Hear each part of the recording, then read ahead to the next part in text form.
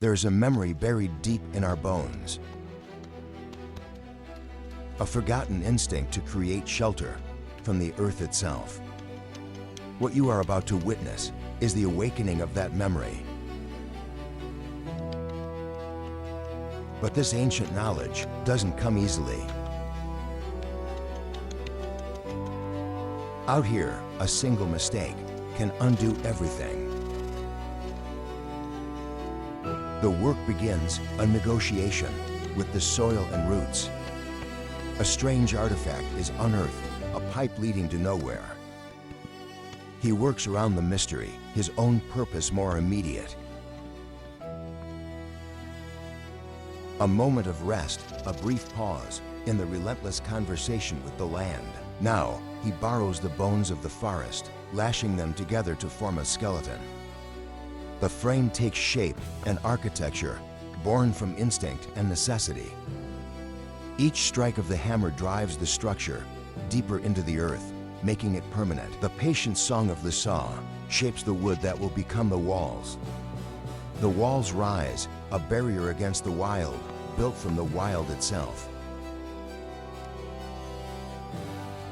He uses stone as a tool, a primitive technique, for a perfect, seamless fit. The work is a meditation, a complete focus on the task at hand.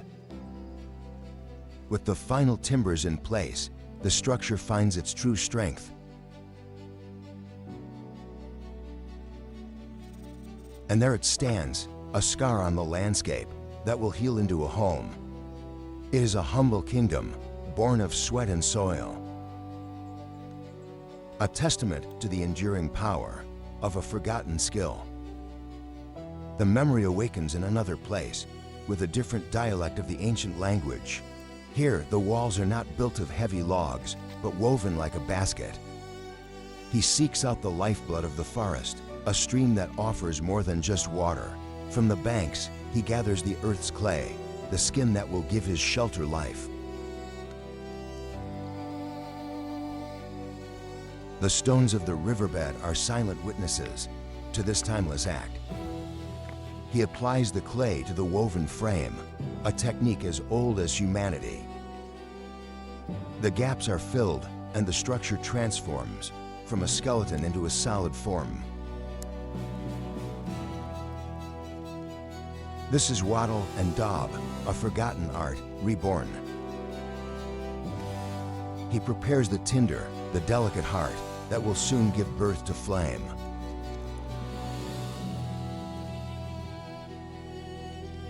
With patience and skill, a spark is struck, a single, fragile breath of fire appears. He returns to the structure, raising the heavy beams that will support the roof. The earth is moved again, shaping the land to fit his creation. The roof is laid, a crown of wood, upon his earthen shelter. It seems to grow from the ground itself, an organic, living structure. The floor is painstakingly laid, an island of order in the wild woods. From the outside, it is a humble mound of earth. But it is a fortress, perfectly camouflaged, perfectly secure. Every detail is considered, every weakness addressed. The final timbers of the roof are put into place. The builder stands before his creation, his work complete. The ancient memory has been honored. The instinct awakens again in another soul. The hands know what to do, even if the mind has forgotten. Here, the timbers are not plastered with mud, but bound with the sinews of the forest. The lashing is intricate, a forgotten knot that holds with incredible strength. The structure stands in the deep woods, a silent testament to this reclaimed knowledge. A foundation of stone is laid, giving the home a solid, timeless anchor. He works with the patience of a stonemason, fitting the earth's bones together. The walls are plastered with the rich, red earth. A small fence is erected, a line drawn between the home and the wilderness. As night falls, the work is inspected by a single point of light, a small, modern star in the ancient darkness. He walks through his domain, a provider searching for the forest's gifts. He gathers what the woods will offer. Each branch is chosen with care, its purpose already decided. He carries the heavy burden, the price of his independence. The axe rings out, its sharp voice, the only one for miles.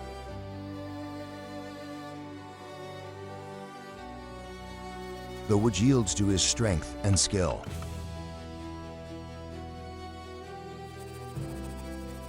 The pile of fuel grows, a measure of security, against the coming night. This is the relentless rhythm of self-sufficiency.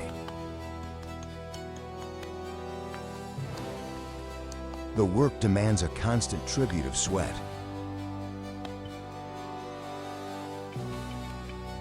But the reward is a life of profound simplicity. A life lived on its own terms.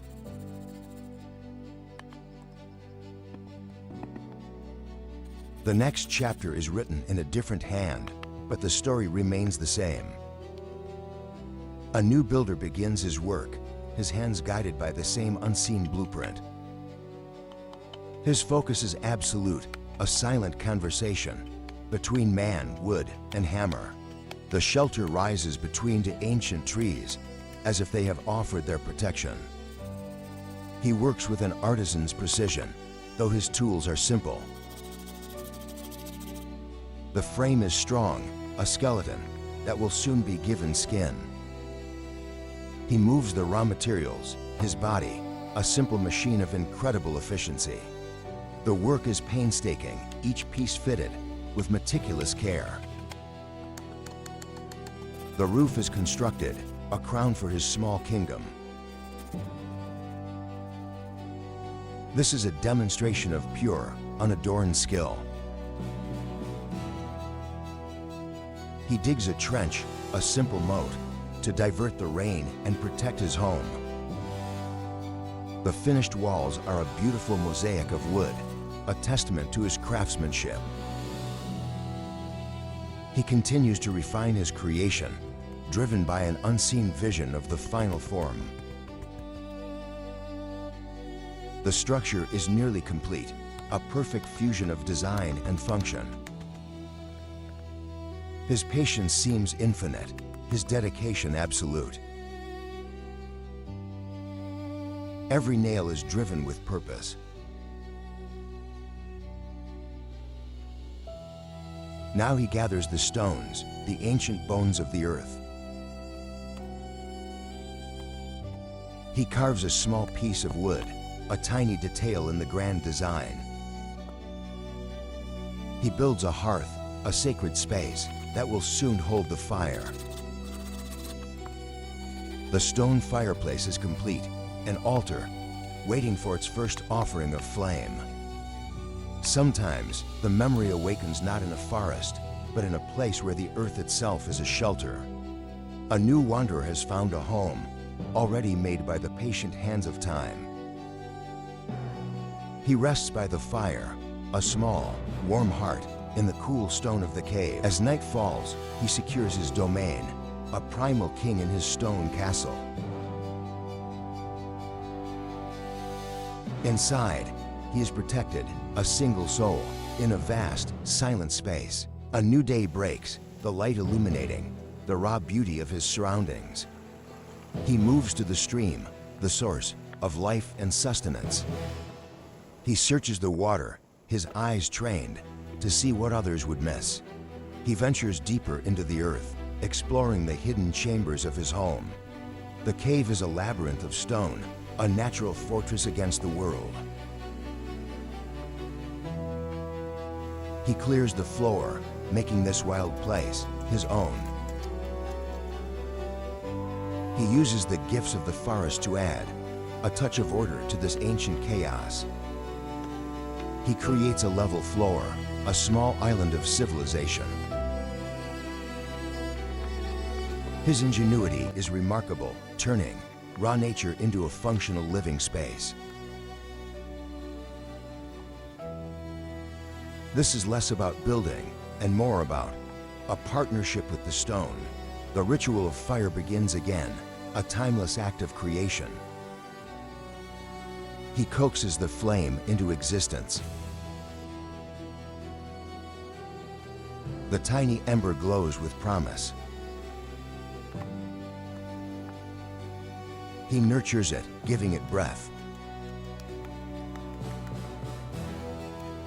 And the fire is born, a victory of will and skill.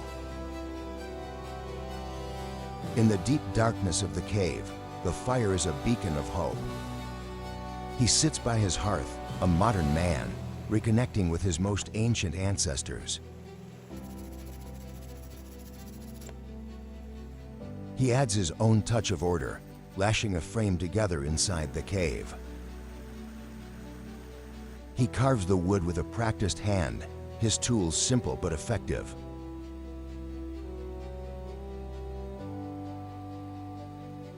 The knots are intricate, a silent language of tension and strength. He ventures out, seeking more resources from the generous forest. He even brings a touch of green life into his stone home. He fortifies the entrance, making his hidden home even more secure. The interior is transformed, a cozy den within the cold stone. A single candle burns, a small, defiant light in the immense darkness. He returns to the stream to hunt, his movements quiet and deliberate. He reads the water, his senses alive, to the subtle signs of life beneath the surface. He prepares his catch, a simple meal, provided by the river. He builds a small cooking fire by the water's edge. This is a life of profound connection to the sources of his own sustenance. He cooks his meal, the simple act, a celebration of his skill and patience. The reward for his efforts is fresh, fire-cooked food, a taste of pure freedom. He rests in his cave, content, his belly full and his spirit at peace. But he is a wanderer, and the time comes to pack his few belongings. He leaves the cave behind, a temporary chapter in his ongoing story, and returns to the forest. In the deep darkness of a cave, a story begins in shadow. A lone figure sits by a stream, a moment of stillness before the storm. Then, a frantic race through the woods, an escape from an unseen threat. Another man appears, his uniform blending with the forest. He is a hunter, a soldier, a survivor. He prepares his tools with lethal precision. He is not just building a shelter, he is preparing a defensible position. His pack contains the essentials for survival in a hostile world. The frame of his shelter is built for speed and efficiency. He binds the structure with whatever the forest provides. Every knot is tied with practiced skill, strong and secure. He unfurls a tarp, a modern skin, for his primitive wooden skeleton. From his lookout, he watches the water, his senses on high alert. He uses stone and wood to anchor his position, leaving nothing to chance. His knife is not just a tool, but an extension of his will. Inside his hideout, he pauses, a moment of calm in the midst of tension. The lake is placid, a beautiful but exposed frontier. The earth itself provides the materials for his concealment. He builds a small hearth, for even a soldier needs the comfort of a fire. His work is complete, a perfect blend of natural materials and tactical design. The stones by the water wait, silent sentinels. The final story begins with a man whose shirt declares what is essential. He builds a kiln from river clay, an ancient form of technology. He reinforces his shelter, a constant act of improvement. As the sun sets over the lake, he prepares for the night, whittling wood by the growing fire. He secures the tarp, his movements, quick and efficient. He weaves a roof from the branches of the forest. The lashing is strong, a testament to his skill. He is a master of improvisation, using what he has to create what he needs. The walls are built, one branch at a time. He adds another layer of defense against the elements. His focus is unwavering, his hands never idle. The shelter is complete, a fusion of ancient technique and modern materials. He carries his gear inside, making this temporary structure his home. He quenches his thirst with clean water, the simplest and greatest of luxuries. Now, he prepares to hunt, his handmade tools ready for the task. The lure is chosen with an expert's eye. By the water's edge, he enters a state of deep focus, a fisherman's meditation. As the sun bleeds across the horizon, he waits with infinite patience. He is a part of the landscape now, still and watchful. This is a conversation between man, water, and time. He finds his quarry, but in a gesture of respect, he returns it to the water. As night falls, the fire is kindled, a beacon in the darkness. Inside the shelter, he prepares his small space for the long night ahead. The shelter stands against the night, a fragile but defiant bubble of warmth and light.